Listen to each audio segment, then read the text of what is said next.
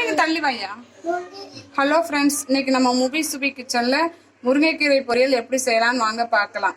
முருங்கைக்கீரை பொரியல் செய்ய தேவையான பொருட்கள்: முருங்கைக்கீரை எடுத்திருக்கேன், அப்புறம் அரைக்கிறதுக்கு தேங்காய் ஒரு 1/4 முறி எடுத்திருக்கேன், ஒரு மீடியம் சைஸ் பெரிய வெங்காயம், அரைக்கிறதுக்கு தேவையான 1/4 முறி தேங்காய், கொஞ்சமாக 1 ஸ்பூன் ஜீரகம், 4 வரமிளகாய் எடுத்திருக்கேன்.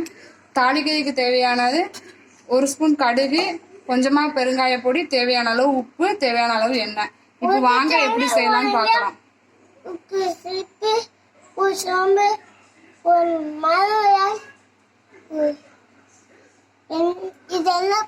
கடுகு, முருங்கைக்கீரை. இப்போ வாங்க எப்படி செய்யலாம்னு பார்க்கலாம்.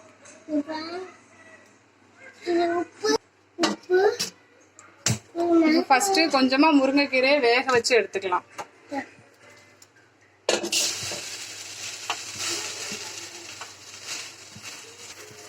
முருங்கைக்கீரை போட்டாச்சு, கொஞ்சமா தண்ணி தெளிச்சு வேக விட்டுக்கலாம். இதுலயே உப்பும் போட்டு வேக வச்சுக்கலாம். உப்பு மூடி வச்சு ஒரு 10 நிமிஷம் வேகட்டும். தண்ணி வத்துற அளவுக்கு தான் வேக வைக்கணும். இப்போ முருங்கைக்கீரை வெந்துட்டு இருக்குது. அதுக்குள்ள நம்ம மசாலா அரைச்சி எடுத்துக்கலாம். 4 வரமிளகாய், 1 ஸ்பூன் ஜீரகம், 1/4 முறி தேங்காய், இந்த 3ஐயும் அரைச்சி எடுத்துட்டு வந்துடலாம். இப்ப அரைச்சி எடுத்துக்கலாம். தேங்காய், வரமிளகாய், ஜீரகம் 3ஐயும் அரைச்சி எடுத்துக்கலாம்.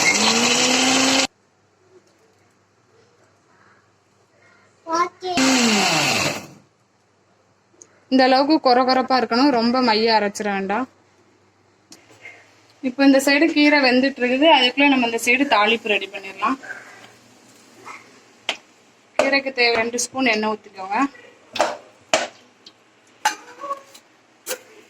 இப்போ எண்ணெய் காஞ்சிருச்சு, கடுகு போட்டுக்கலாம். 1 ஸ்பூன் அளவு கடுகு போட்டிருக்கேன். கடுகு பொரியட்டும். கடுகு பொரிஞ்சிருச்சு. ஒரு மீடியம் சைஸ் பெரிய வெங்காயம் போட்டுக்கலாம். சின்ன வெங்காயம் போட்டுக்கலாம். ஒரு அரை டீஸ்பூன் பெருங்காய பொடி, அதையும் போட்டுக்கலாம்.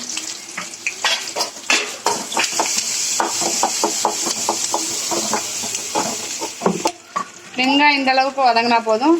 அப்புறம் அரைச்சி வச்சிருக்க மசாலாவை சேர்த்துடலாம். தேங்காய், ஜீரகம், வரமிளகாய்.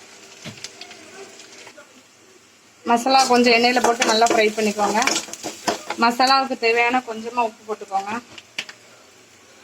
நான் கொஞ்சமாக போடுறேன், கீரையிலையும் கொஞ்சம் போட்டிருக்கேன், அதை இதில் லைட்டாக போட்டுக்கிறேன்.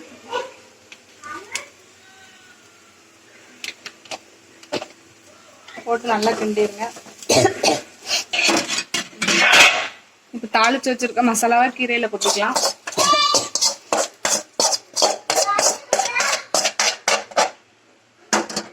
இப்போ இதை நல்லா கிண்டி விட்டுக்கலாம்.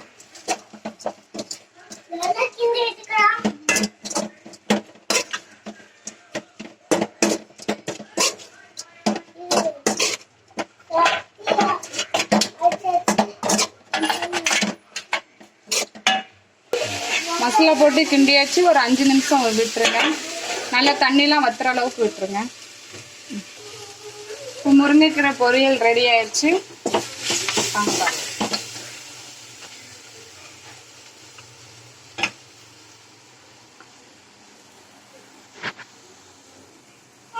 சுவையான முருங்கைக்கீரை பொரியல் ரெடி ஆயிடுச்சு.